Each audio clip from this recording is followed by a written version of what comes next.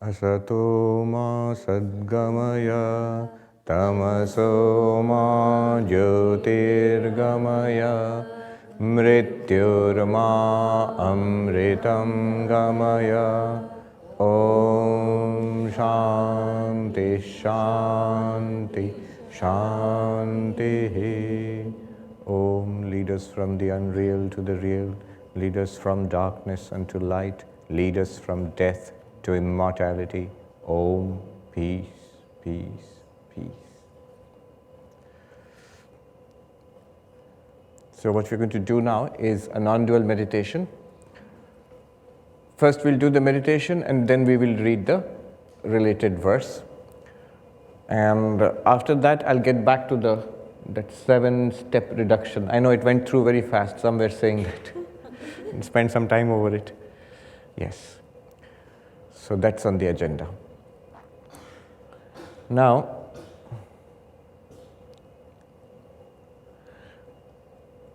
we are going to do non-dual meditation. This is called non-dual pratyahara. Pratyahara, non-dual. And then we will see what is the meaning. But first the practice and then the theory behind it. We are reversing it. All right. So how we do it is this. Notice this flower. Just see this flower which is in my hand. And then next, notice that there is no flower apart from the shape and color. The shape and color, the rupa which you are seeing. What do you mean, Swami? There is a flower. Whether we see it or not, there is a flower. But I'm not saying that. What I'm saying is your experience, our experience of the flower right now is a shape and a color. You look at it carefully. This particular experience you are having now, it is a shape and a color. Apart from that, whether there is a flower or not is actually a philosophical question of realism and idealism. But right now, nobody can deny we are seeing a shape and a color. Step 1, reduce the flower into the shape and the color. Step 2, reduce the shape and the color into seeing. Notice, the shape and color are there as long as we see it. The moment I don't see it, no shape and color. When I open my eyes, there is a shape and color. I am speaking about the shape and color in our experience, in our seeing. Quite apart from what is outside, actually there is an outside or not, is there a real flower in my hand, is there a real Swami sitting there? That's a different question. That's actually a big question of philosophy, realism, idealism and all of that, those things are there. We are not getting into that. I'm just saying, just stick to our experience. What is our experience? What I call step 1, I am experiencing a flower. That's everyone will say that, I'm seeing a flower. Step 2, what I mean by seeing a flower is a certain shape and this shape and the color. From your perspective, that's what you are seeing. That's what your experience, that's what my experience is. Next, this shape and color, which I call the flower, is nothing apart from the seeing. This whole process of seeing. There is the shape and the color, there is the eyes which are functioning and the mind behind the eyes, and this is giving rise to experience of shape, color, which I call flower. Other than seeing, there is no flower. The flower is very much a part of that seeing. But then other than consciousness, there is no seeing also. Other than I, the awareness, there is no seeing also. This flower is color and shape, which is nothing but seeing, this experience of seeing. And the experience of seeing is nothing without the underlying consciousness. Just think, I am awareness. In awareness comes this experience of seeing. In the seeing comes the experience of shape and color, which I am calling this flower. Here is the awareness, and the awareness is there. Now, is the awareness gone? Not at all. In the awareness, I have the flower, which is shape and color. I have seeing. They are appearing in awareness. What are they made of? Seeing, color, awareness, consciousness. In this way, Notice now the body, a part of the body. I'm looking at my hand. Here is, I'm seeing the hand. And this thing which I call the hand is nothing apart from the seeing. And the experience of seeing is nothing apart from consciousness. In consciousness appears seeing. In seeing is this object which I'm calling a hand. The hand, no existence apart from seeing, the experience of the hand. And the experience of seeing, no existence apart from awareness, consciousness. Thus I reduce it back. Third, I take up something internal. Let me take up a thought. The example of thought is thought of flower. It's in my mind. I'm thinking of a flower. But this thinking of the flower, this thought is nothing apart from the underlying consciousness. There is consciousness itself in which, like a wave, the thought of flower arises. Now we shall do this for a couple of minutes. 3 things you will do. One is pick an external object, like a flower. And then notice what I call that object is just my experience of color and shape. It need not be flower. It could be bell. What is the bell? My experience of this sound, hearing. So the experience of the sound is nothing other than hearing. Hearing is nothing apart from consciousness. In awareness arises this particular form called hearing. In hearing, I have this particular, I construct it into a bell. This is bell. So take up any external object. Then see that it is nothing other than a form or a sound or a smell or a taste or a touch. And that form, smell, sound, taste, touch is nothing other than the activity, the experience of seeing, hearing, smelling, tasting, touching. And that seeing, hearing, smelling, tasting, touching is nothing other than the underlying consciousness. This is one object, one thing. Any item in the external world, see it as consciousness. Then take up any item in the body. It could be a finger, it could be the sensation of your face, it could be your hand, whatever it is. And then notice it. The form, the sensations associated with it are nothing other than the seeing or the touching of it. And that is nothing other than the underlying consciousness.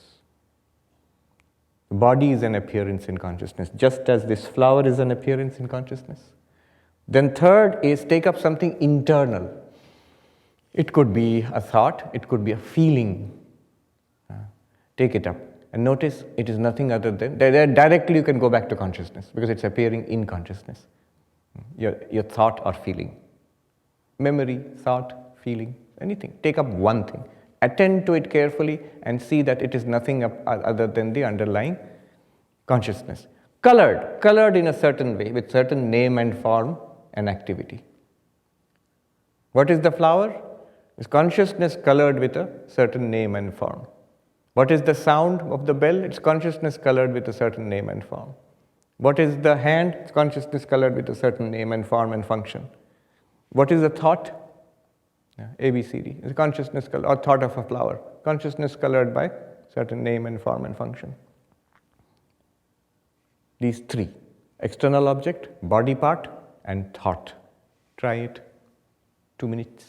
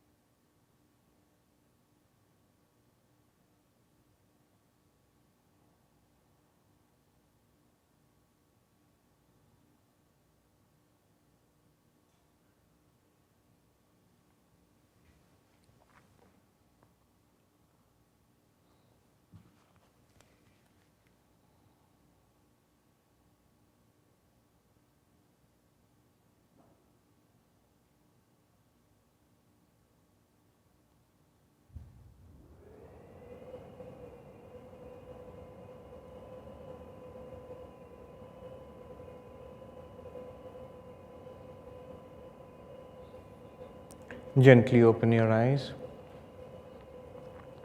Come to verse number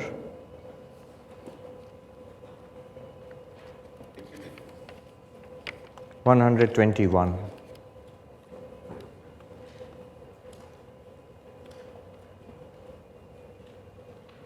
Verse number 121.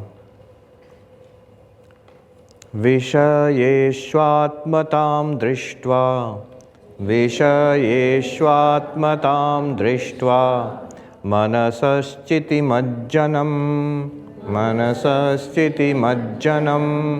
Pratyahara savigneyo Abhyasaniya mumukshubhihi.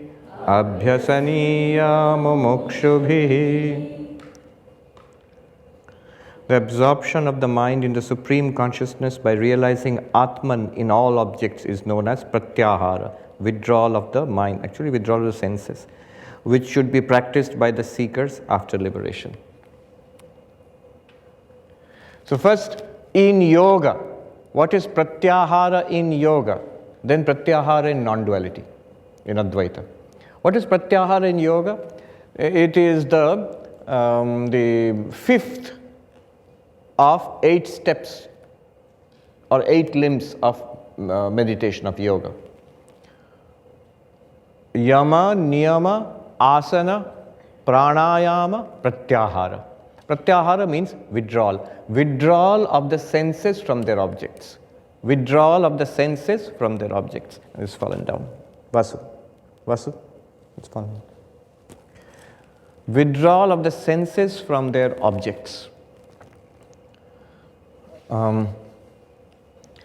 So the senses contact their objects. Eyes contact forms. So we are seeing the flower. Ears are in contact with sound. Tongue with various flavors. Nose with smells. Skin with touch. So these are objects. These are the sense contacts with objects. Of course, these are all the objects, but these objects, they come to us through these 5 senses. And the objects are the bowl, the flower, the bottle, the food. These are the objects, but they come to us through these 5 senses.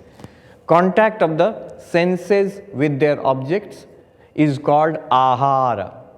Aryante. In Sanskrit, aryante means to take in, from outside to inside, to take in. What do we take in? We take in the world. We are eating through these 5 mouths.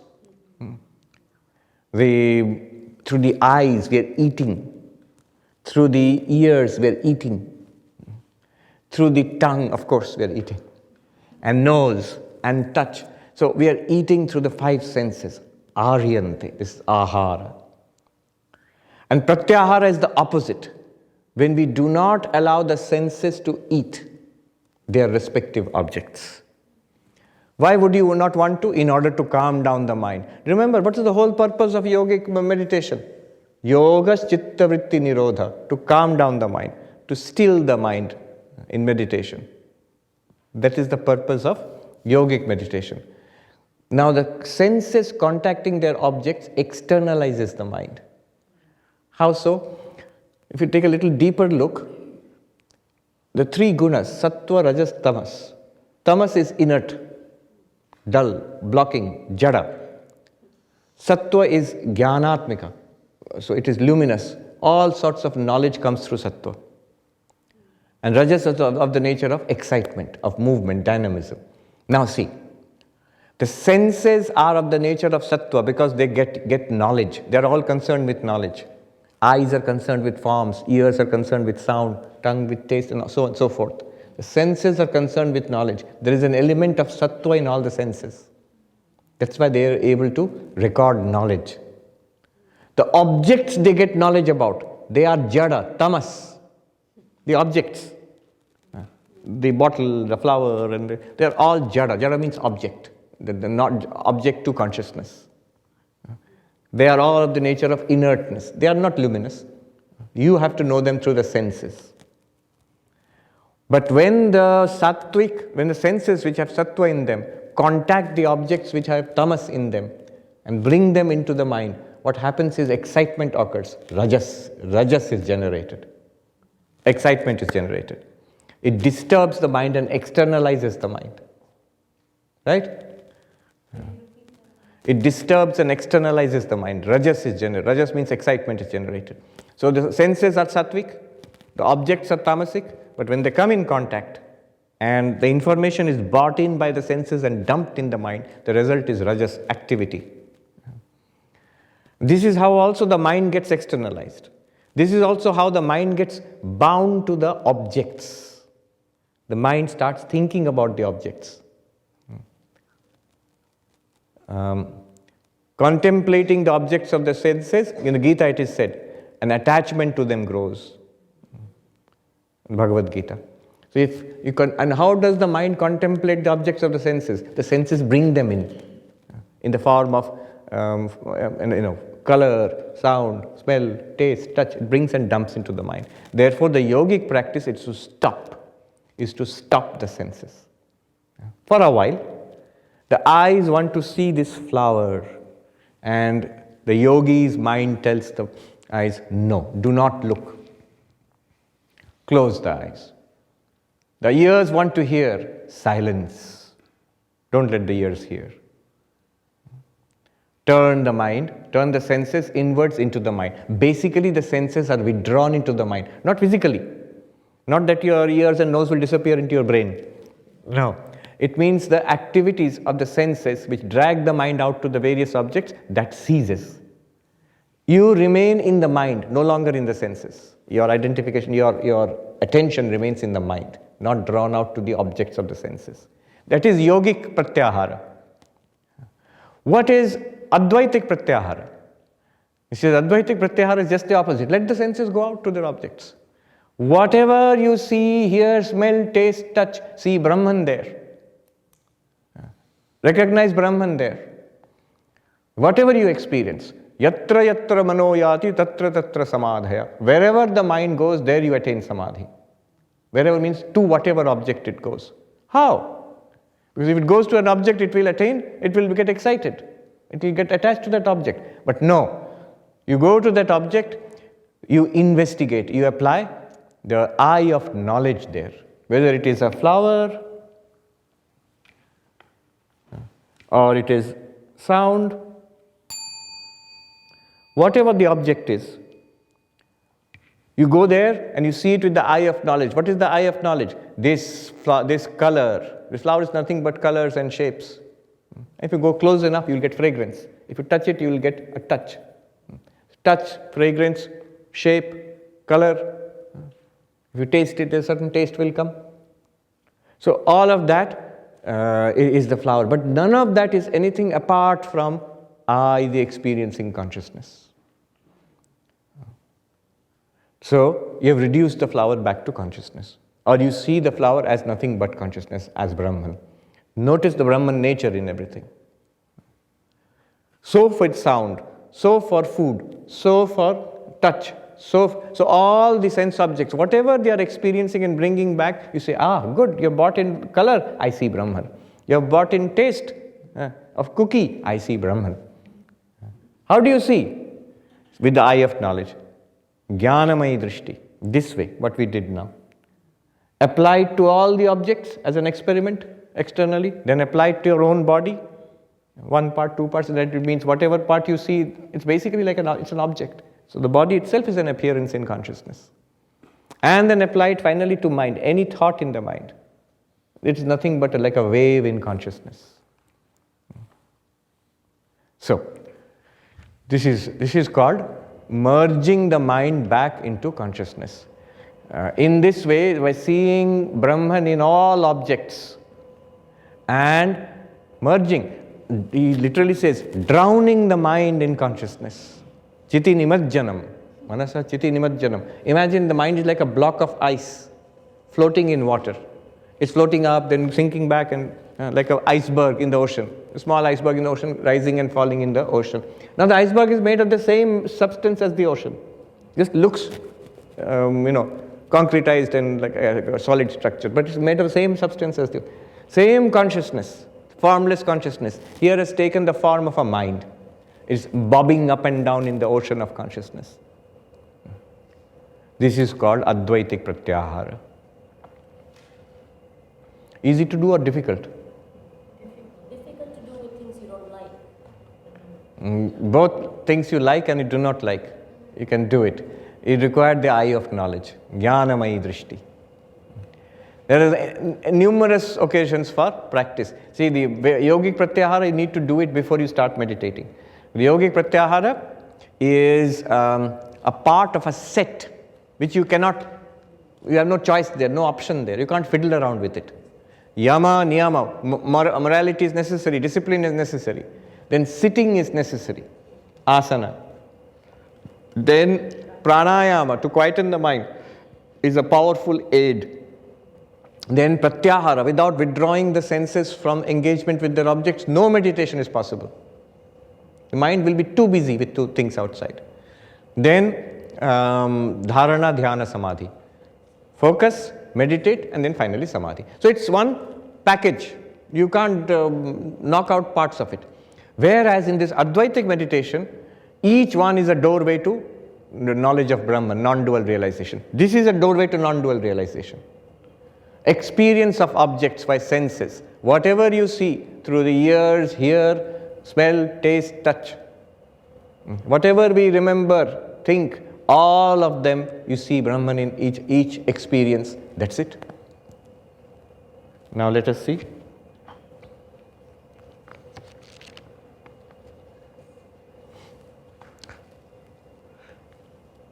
Basically, this is called Jnanamayi Drishti. Drishti means perspective or seeing. Perspective or seeing. Drishti. When I am seeing with eyes, it's simply Chakshumai Drishti. So seeing with the eyes. But Jnanamayi Drishti is perspective through my knowledge, through my understanding. This Jnanamayi Drishti, here, 5 types of Jnanamayi Drishti have been talked about. 5 types. We will see, we have started seeing already.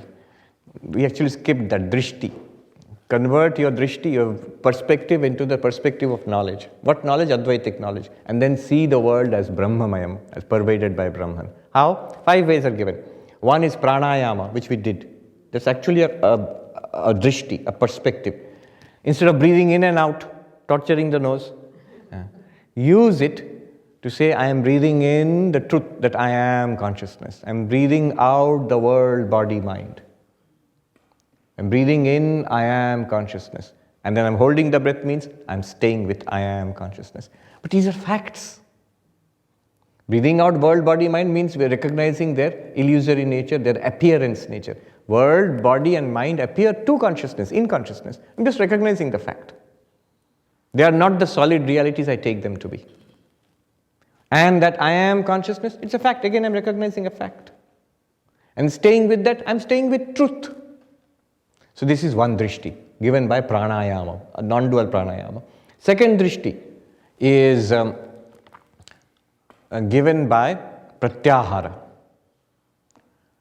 Whatever comes through the senses, I see Brahman there. So pratyahara drishti. And then dharana, focus. Wherever, dharana we will see, wherever the mind goes in space. Pratyahara is with regard to,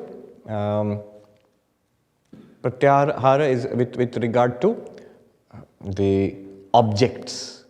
External object, body, mind, whatever objects are coming in, I try to see Brahman there. Or they are in Brahman or appearing in Brahman. That's with respect to object. Jnanamayi drishti, a drishti of knowledge with respect to object, using the object to attain samadhi. That is pratyahara, Advaitic pratyahara. Using space, all of this, wherever. Using that to attain non-dual samadhi is called the Advaitic dharana, which will come next. Using time.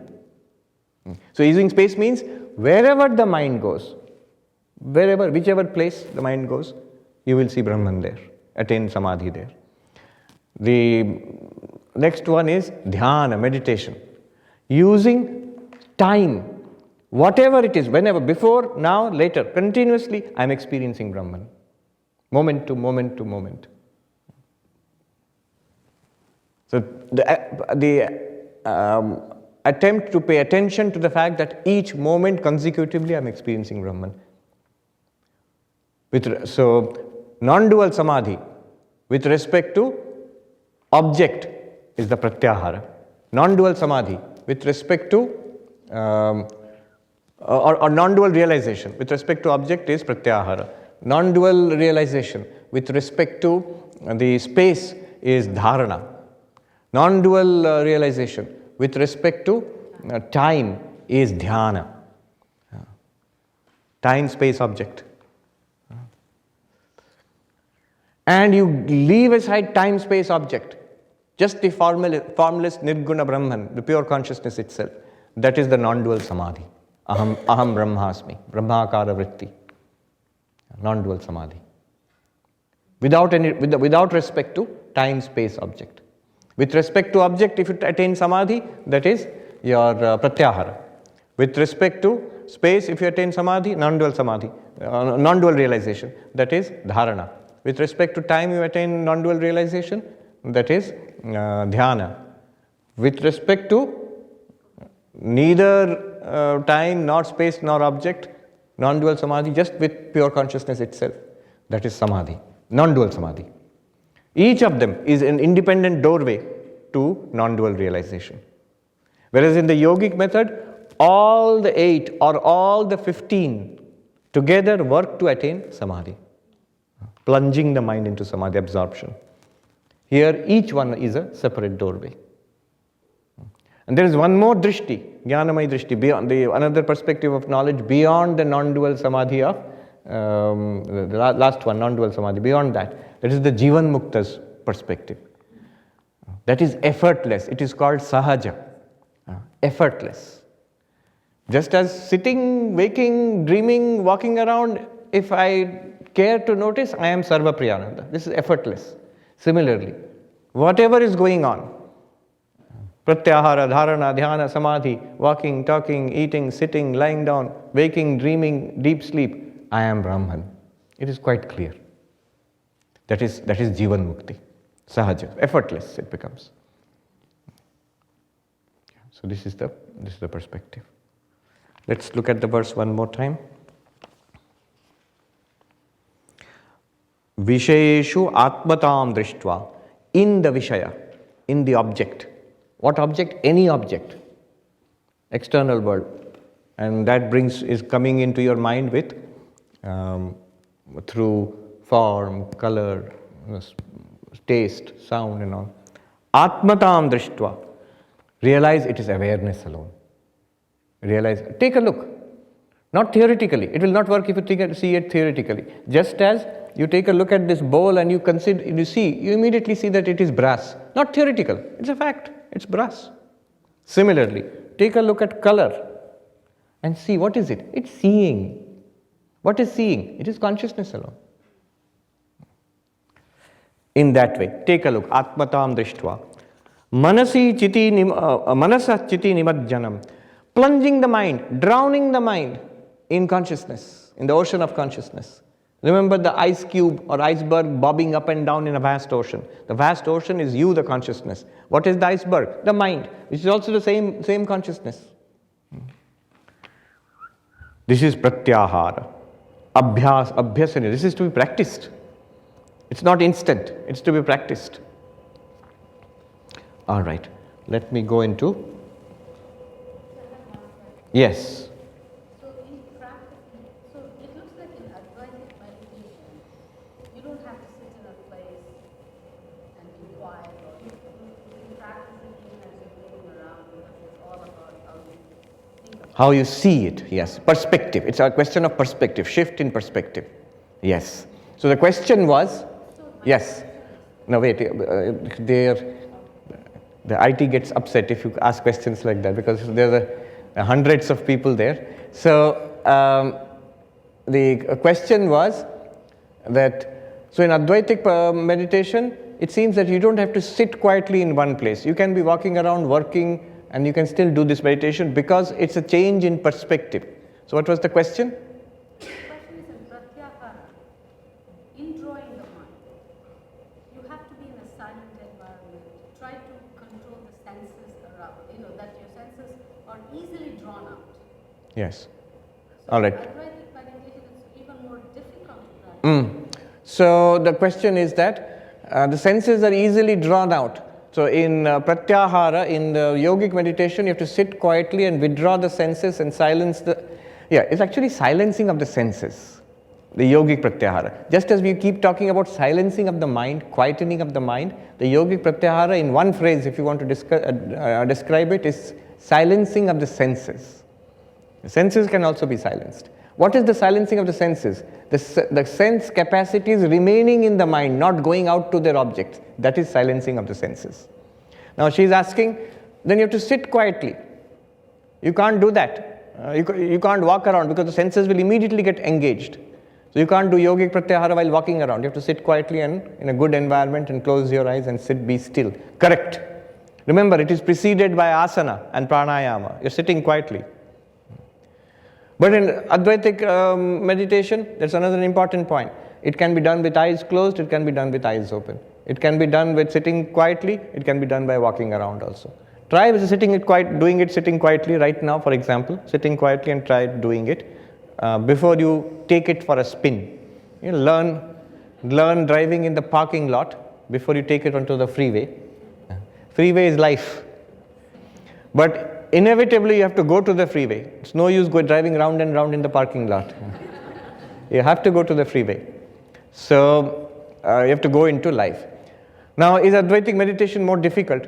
No. In some senses, it's easier. Because you are not trying to shut down your sense capacities. You are letting life flow on as it is. And changing your perspective. But it does require attention, and what it really requires is a clarity about Advaita Vedanta. Otherwise, it won't work. A clarity. You must know what is going on here. You must know simply that I am consciousness. This must be clear.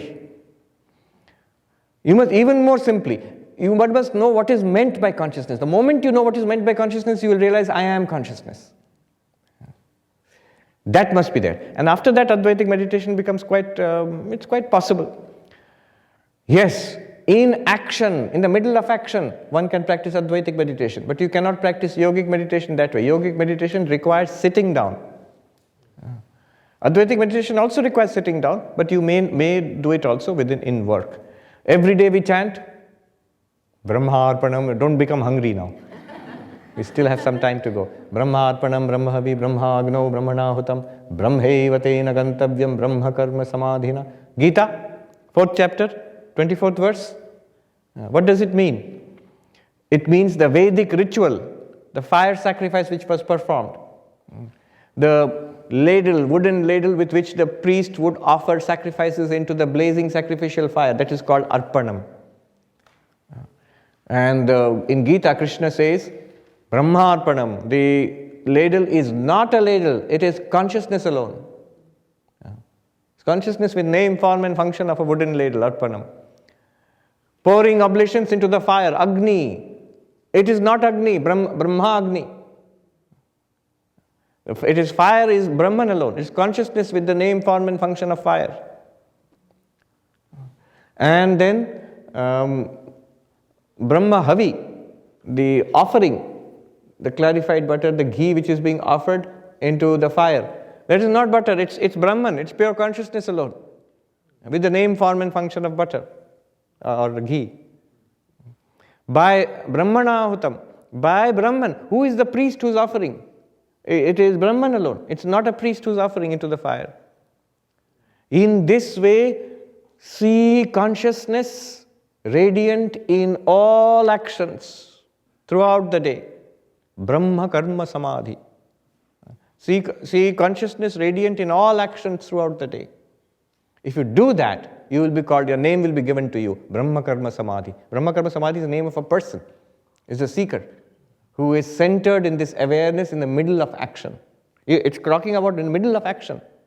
Then what will happen? Brahmaiva tena gantavyam. This person will realize Brahman. This is non-dual meditation. But this is also pratyahara, because whatever you are engaging, you're seeing as Brahman. You are plunging the mind, manasa chiti majjanam, into the ocean of consciousness. You just hold on to the question. All right, one or two questions, because people have questions. It's best to go there and ask it. Come here and ask it. Yes.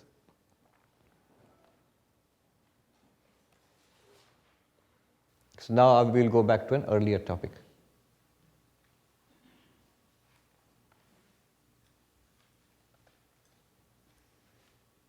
Pranam Swamiji. So initially we start with the object appears in consciousness. And then as we deepen our non-dual meditation, we get to the stage where, like you said, the effect disappears, you know. There is no effect. Yes. Object appears in consciousness just like the bowl appears in brass. So, but the bowl is through and through brass. The object in consciousness is through and through consciousness, though it appears as a second thing apart from consciousness. Yeah, so is it correct to say, like, we start with object appears in consciousness, but is the next level, since the effect is gone? Yes. Object appears to appear, but it's not really there. An object appears in consciousness, no problem there. The independent existence of the object is not there apart from consciousness. Then the next stage is, consciousness is actually not a cause or the material of the object. Consciousness alone is. Just here I can say, Right. Bowl, step 1. Step 2, bowl made of brass. Step 3, it is brass only. In the brass there is no bowl. So brass only exists. Although you are seeing the bowl, you are calling it a bowl, and you are using it like a bowl, Nama Rupa Vyavahar will continue. This is called Vyavaharika Satta, Vyavaharika reality, transactional reality. Transactional reality of the world will continue. But you will realize it is through and through consciousness alone, and I am that consciousness. All of these are I, the consciousness. That is the reduction of the world to consciousness. So it appears to appear, right? But No. It appears. Why appears to appear? In Vedanta, we never deny the fact. Only thing is, where we challenge is, you are saying, here is a bowl, independent of your consciousness. You say, no, that is not an accurate description of the fact. The fact is, you can never ever experience the bowl independent of your consciousness. Indeed, you can never ever experience anything independent of consciousness. It's a trick statement. Experience is equal to consciousness plus object. So saying that you cannot experience anything without consciousness, of course, because experience includes consciousness itself. Anubhava is there. So that way. But after that also, nobody, Advaita will not deny that a world is appearing to you. Yes, appearing is correct. Appearing in consciousness. One Swami one day said to me, senior monk, this Advaita of yours, it's not correct. The world is real. He was standing with one step on the temple stairs and looking at me. World is real. Because I see it. Here, I'm seeing the sky, I'm seeing the Ganga, I'm seeing the temple of Sri Ramakrishna. I didn't say anything to him. He was going into the temple of Sri Ramakrishna. I didn't want to upset him. But what would I have said? Notice your language, Swami. You said, I see it. Without see it, hear it, smell it, taste it, touch it, know it, understand it, remember it, desire it, hate it, all of it depends on consciousness. Why? If something is real, why should it, if a thing is A is real, why would it continuously depend upon B? Why would it continuously appear through B? Is it somehow related to B then? And what is the relationship? Nothing but consciousness.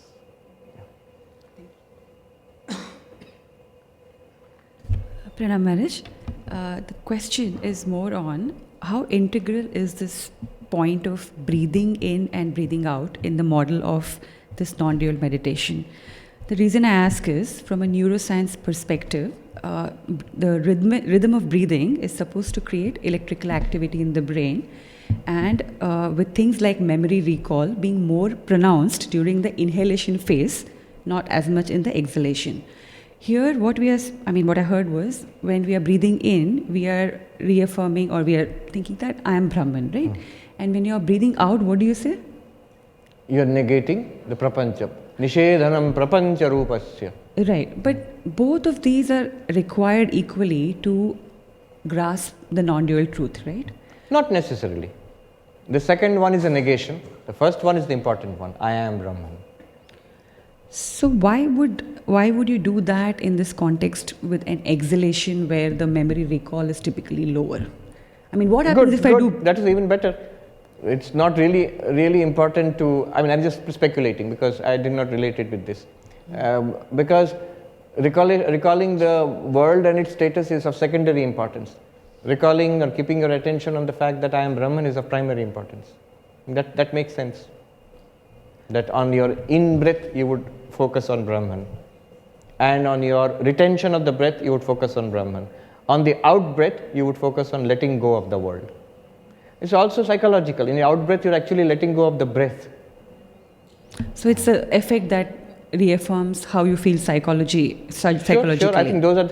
See, reality is one. So that's why something happening in the mind, you can find corresponding things happening in the brain.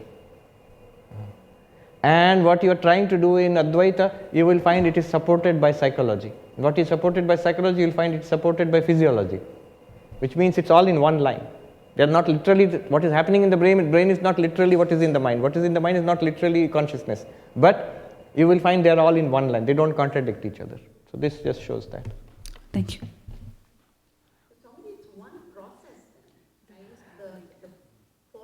No, not one process. Vivekananda put it nicely. He says, we are born monists. We are bound to see one. Either you see everything as an ocean of matter. So the scientist is not wrong. Why is the scientist so materialist, so insistent? It is all matter. It is all matter. Because he really feels that. All the bulk of materialism, science, it seems to prove that it is matter. It's not a wrong vision at all. Then another deeper vision would be, a subtler, larger vision would be, it is all mind. It is all mind. The idealists, the Buddhist Vijnanavadis, they see it as all mind. Vivekananda says. Or a final realization would be, it is all spirit or pure consciousness, or it's all Brahman. Or devotee might say it is all God.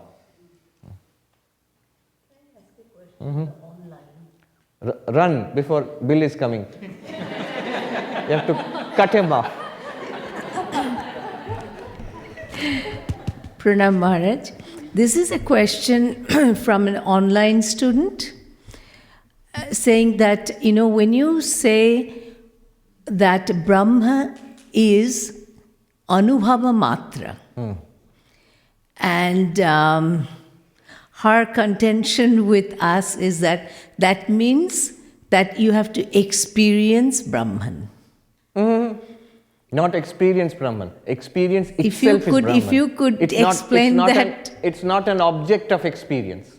Brahman, you say experience the flower. Flower is the object, I am the experiencer and I am experiencing it. Basically, flower is the thing seen, I am the seer and I am seeing the flower. You cannot do that through Brahman. Brahman is that which enables this to happen. We chanted Nirvikalpa Rupoham, Chidananda Rupa Shivoham. So Nirvikalpa means Vikalpa is what? Knower, instrument of knowledge and known object. This Vikalpa, this is not there in Brahman. So Brahman is not something that is experienced. Anubhava Matra does not mean making Brahman an object of experience. Anubhava Matra means experience itself. What is experience itself? Remove this knower, known object and knowable. What remains is that consciousness, that in which all three are appearing and sinking. That is Brahman. Thank you.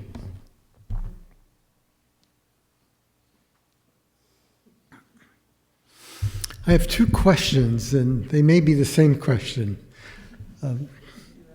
One, what is the difference between aham brahmasmi and not I but thou? And the second question is, what is the relationship between Ananda and Prema? They are difficult and very profound questions. The first one is, what is the relationship between aham brahmasmi and not I but thou? I am Brahman, and the other one is not I but thou. One is where I have deconstructed myself and found that the reality about myself is Brahman. I have worked upon myself. not the body, not the mind, like what we have been doing today, not the intellect. I am the witness consciousness. From there to realize I am Brahman is one step. But suppose I don't do that. I just take myself as this person. Now what is the spiritual reality to me? It is all thou. Thou. So as Vivekananda said, seen from the inside it is the Atman. Seen from the outside it is God. So not I but thou. One more thing. After the Advaitic realization also, the enlightened one is back in this body. I mean, the same person in the world appears. Just that the enlightened one knows I am Brahman and the entire world is Brahman. Knows that. But then life continues. Ups and downs, everything continues. So one attitude could be, and a very beautiful attitude, Swami Turiyananda had it for the rest of his life, until the end of his life. It is all mother, it is all thou. He had realized I and the mother are the one. But it's no use saying this when you are in this old, ailing body in the Kashi Shevashram, in his last days of his life, and this whole wide world. You cannot deny your experience. This is a vast universe with tremendous power surging through it, and I'm this little person here. I know underlying it all is one limitless existence, consciousness, bliss. But what about this? This is all you, my blissful mother. It is thy play. I am perfectly all right.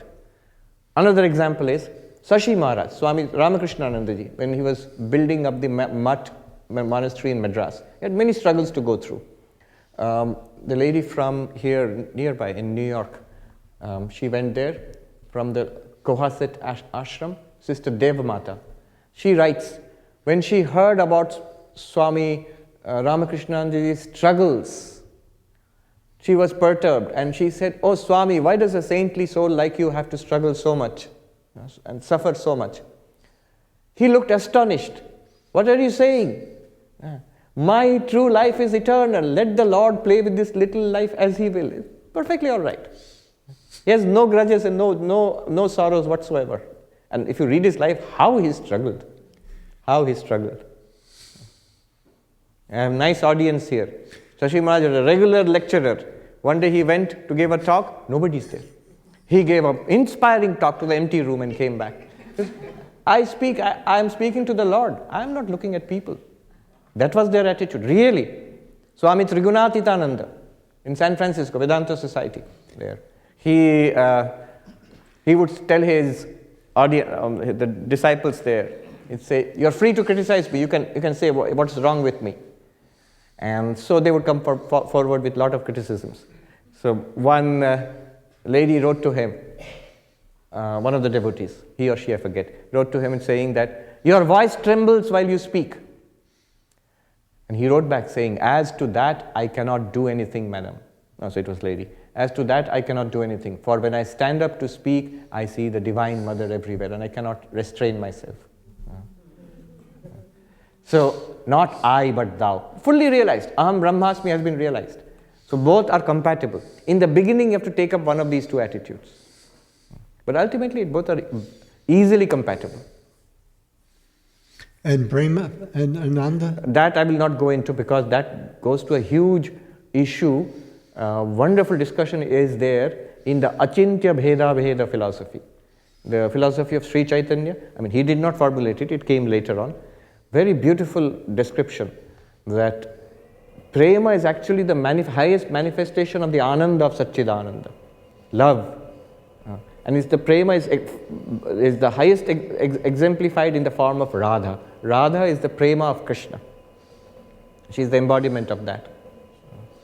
So she is one of the powers, the highest powers of Krishna. Among them, prema is that one, embodied by Radha. It's called Ladini Shakti, the power of divine delight. But is it prema inherently dualistic? No, not necessarily.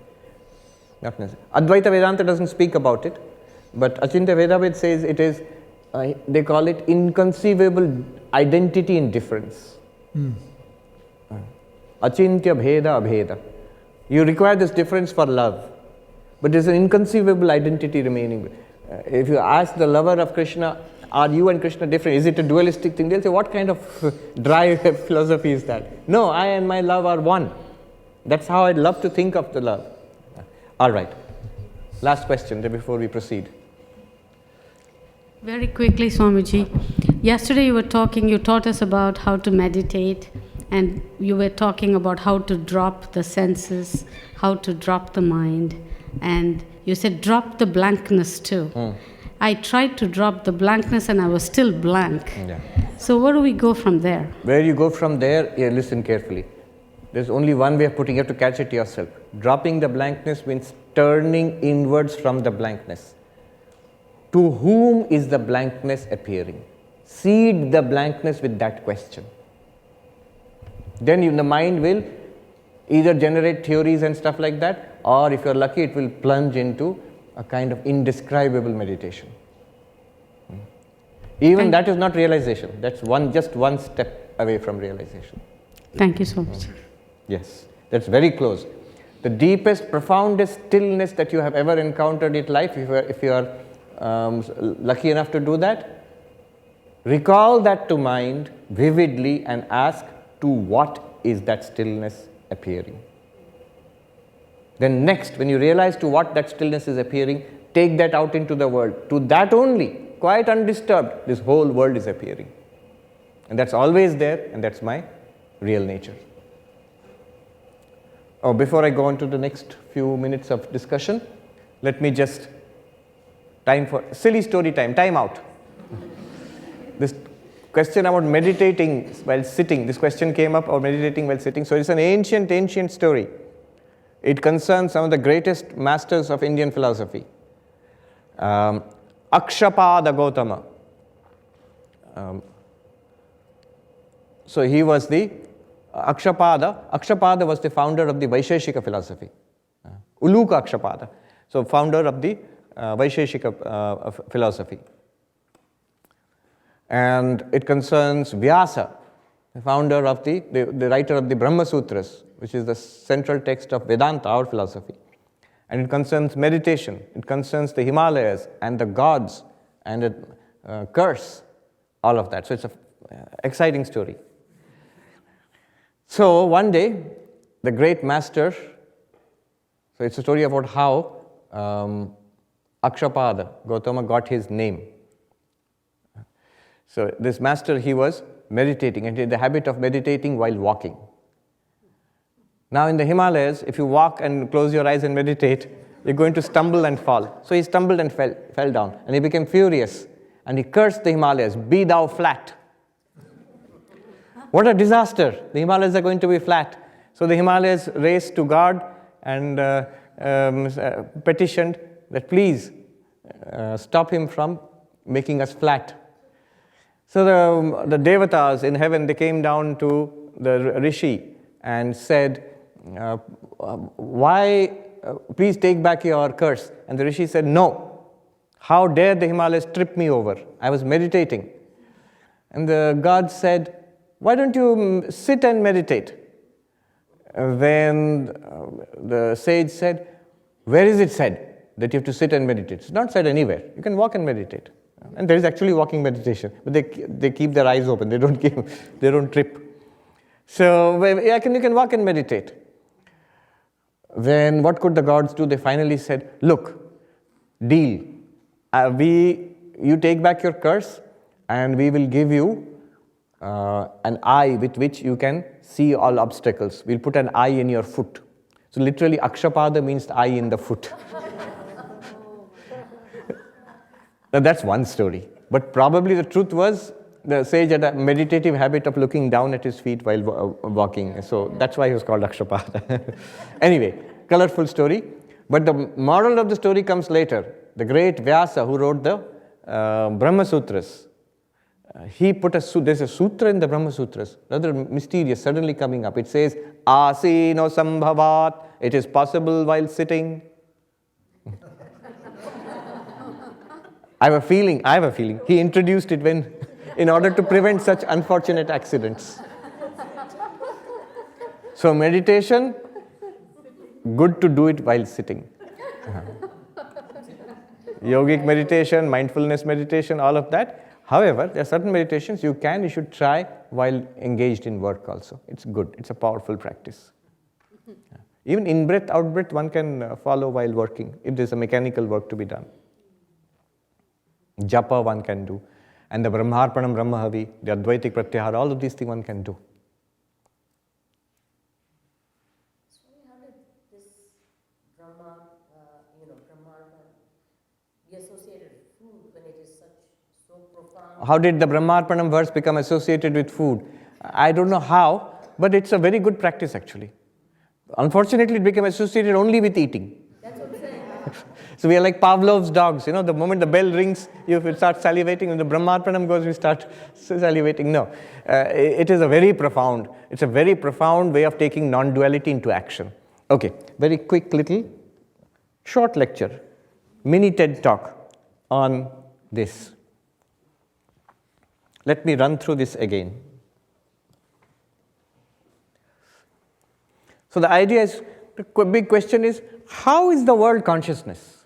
I understand that I am consciousness, or I have consciousness, but this consciousness is sort of encased somehow in this bag of skin, around this container of skin. And a little further through my instruments, my sphere of consciousness is sort of limited to this room where I can see, hear, smell, taste. That there is a bubble in which my consciousness operates.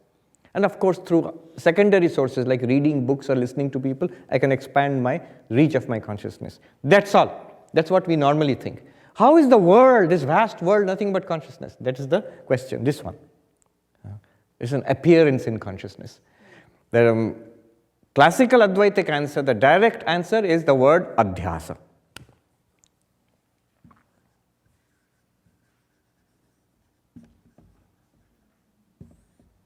It means superimposition. And this thing has been properly introduced and described by Shankaracharya in his introduction to the Brahma Sutras, what is called Adhyasa Bhashya, especially the first line of that introduction. It's a short essay, a couple of pages only. In the first line of that introduction, he starts with this interaction problem in Sankhya, this one. How can two different categories, completely different, interact? He says, I and you, or I and this, let's say practically, I am consciousness and this is object. These are two categories diametrically opposite to each other, like light and darkness. Yushmad asmat pratyaya gocharayo vishaya vishayano tamak prakashavad viruddha svabhavayo. Consciousness and its objects are like light and darkness. And it should be impossible for them to mix, impossible for them to interact, let alone the properties of one to come into the properties of the other. Like, I am tall or short. Body, it's tall or short is the characteristics of the body, which is an object. I am consciousness. I am saying, I am tall. I am happy or sad. Those are characteristics of the mind. Again, object. But I am taking on those characteristics upon myself. So how is this interaction happening and this mutual transfer of qualities? I feel I am tall, short, sick, healthy, happy, sad, knowledgeable, foolish. These are all qualities of objects, body, prana, mind, intellect, and I've taken it upon myself. And this body, prana, mind, intellect, I feel they exist. And there is awareness here. These are all mine. They're coming into the body, prana, and intellect. How? How are they interacting? They cannot interact. And yet we see it is happening all the time. Right now it's happening. He says, Naisargikoyam loka vyavahar. This is a very natural transaction of the world, natural state of the world. Everywhere it is going on. Not just in Vedanta students. In animals and every sentient being, this continuous mixture of consciousness and object is going on. How? It cannot be, yet it is happening. In that case, there is only one way out. It must be a superimposition. It must be an appearance. It must be that they are not actually two entities. Two totally different entities cannot interact. And therefore, they must be one entity. One is superimposed on the other. Superimposed means one is being mistaken for the other. We are mistaking consciousness for objects. It is consciousness, it's a rope. We are seeing it as a snake. It is consciousness alone, we are seeing it as object. One is being mistaken for the other. Consciousness is the reality, object is the superimposition. The superimposition is called adhyasa in two ways. The process of superimposition is called adhyasa, and the object which is superimposed is called adhyasa. Now, at this point, one may ask the other question. Wait a minute. I understand that these two concepts, they cannot both interact, they cannot be true together. One has to be reduced to the other. So why not reduce consciousness into object? Everything in the universe I can explain through objective science. So this consciousness is one more thing. Let me reduce that into the object. So this is object produces consciousness. Basically, you are reducing the object consciousness back into the object. It is basically a product of the brain. It is nothing other than objective processes producing a secondary effect, epiphenomenon they call it. Why not? Advaita Vedanta's answer to that is that consciousness is self-evident. Object is evident in consciousness. And your other argument, by reducing everything to objective explanations, we have modern science and technology. That is true, but that you are explaining objects in terms of other objects. See, this is the question. Somebody asked me, in fact, very well-known philosopher, scientist, Massimo, he's in City University, New York, CUNY. He said, look, life, at one time, life was a mystery. And we were unable to explain what life is. And people thought science cannot explain what life is. But now we can understand life down to the molecular level, and it's good enough explanation. Similarly, right now it is true that we actually cannot understand consciousness, even through brain science and all. One day we will be able to understand consciousness exactly in that way. Why not? I said, you're making a category mistake. Life, this living body, and you have understood it down to molecular level. This living body is an object, those molecules are also objects. Those molecules are fundamental objects. What is the nature of any explanation? A complex phenomenon is explained in terms of fundamental phenomena. Body is explained in terms of molecules. That's good enough. That's a good enough explanation. But consciousness is not an objective phenomenon. To reduce consciousness to objective phenomenon is making a category mistake. It's a category mistake. You're making a jump. So, that is not acceptable. I don't know if he got what I was saying or he got it but he didn't accept it, whatever. I asked him that, so what do you think of David Chalmers' hard problem of consciousness? And he said, oh, he has one idea after another, each worse than the earlier one. So anyway, that's where the debate is stuck. Interesting, there are many views about consciousness. So for his view, he's a biologist, so his view is a very biological realism. For example, he says consciousness, we don't know what it is, but I'm sure it's a product of a living brain. So if you say that can machines be conscious, can AI be conscious? He said no. But why? No, I have no idea why not, but it's not possible. It's something that only living brains do. Okay. Now, so this is the straightforward answer to this question. Why do you consider entire objective universe, whatever appears to you in consciousness, as an appearance? Because there is no other way of explaining this interaction. One of them has to be an appearance, and it's the fall. What do you say in American English? The object takes the fall. Who takes the fall? The object takes the fall. It's an appearance. All right. But in detail, if you want to know, you want to take it step by step, not in such a big jump. Is there any way? So I like the way the present Shankaracharya of Puri, His Holiness Nishchalananda Saraswati, how he rattled it out in one sentence. So it is a sort of vast learning. It would take us at least 1 year's course in Indian philosophy to understand this one sentence, but we'll give it a good run. Take the world. Jagat is world. Take the world. And then notice, step 2, analyze it. You will find matter, energy, time, space. You will find in the ancient cosmology, you will find it is all, whatever you see here and in the body and in the mind also. The ancient cosmology included the mind also. All of it is matter. It is Akasha, Vayu, Agni, Apa, Prithvi. Either gross matter like this is gross matter, this color is, all of this is gross matter. Or subtle matter like what's going on within us. I'm saying in the head, but actually in the subtle world, in our thoughts, feelings, emotions. All are matter. All are matter. Analyze it. One monk said, at this level, actually, most of our problems are gone.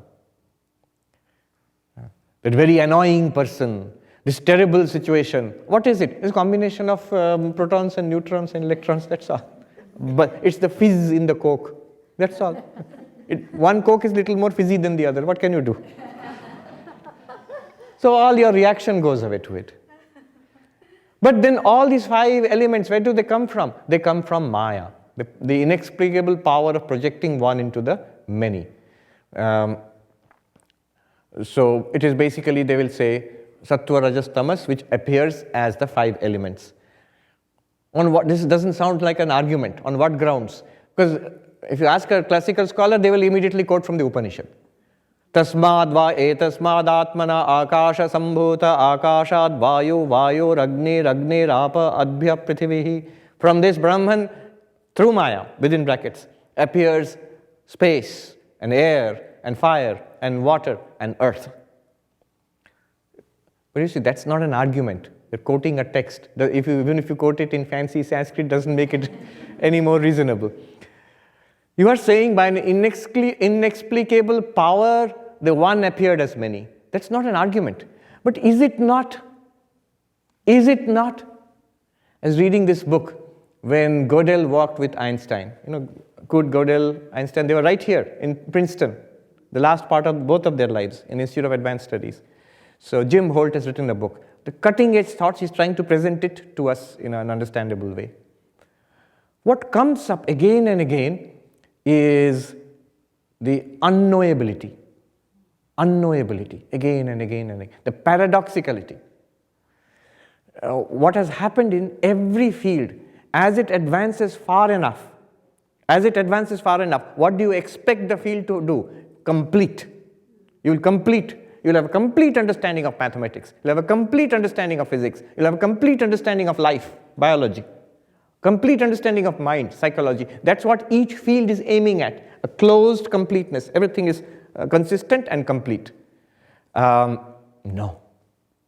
As each field advances, every field seems to run up against paradoxes.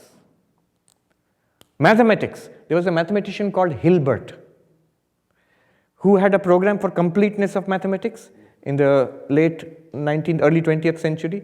And that program, these are the problems, if you solve them, mathematics will be complete and finished. At least the deep theoretical structure. We still have theorems to prove and all that.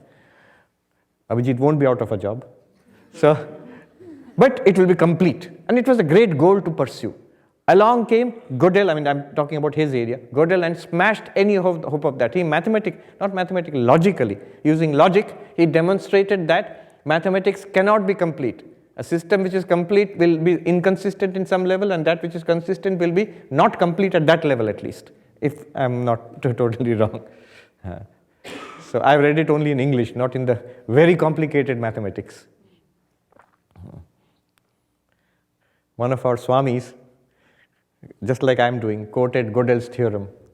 And he was quite confident nobody's going to catch him out on it because it was a gathering of philosophers.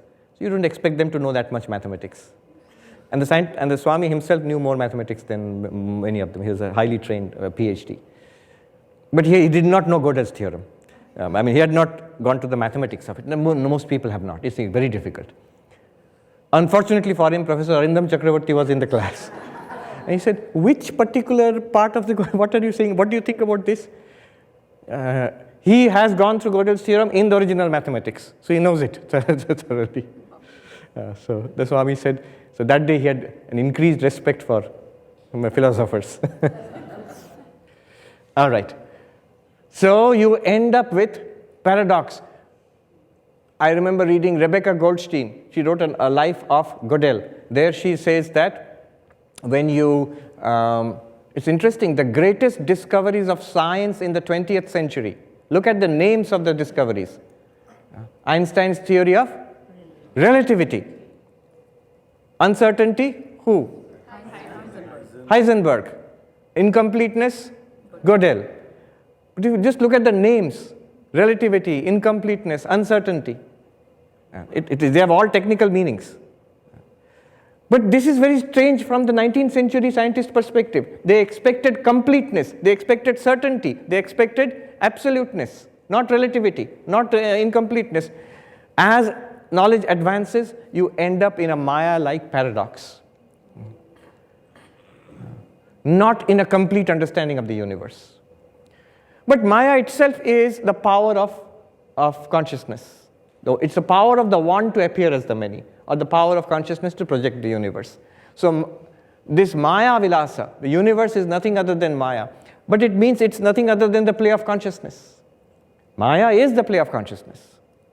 Maya doesn't exist by itself somewhere. And you say, what about Kali and Sri Ramakrishna talking? He talks about Mahamaya, which is Saguna Brahman or Ishvara. That is the same thing, consciousness with the power of Maya.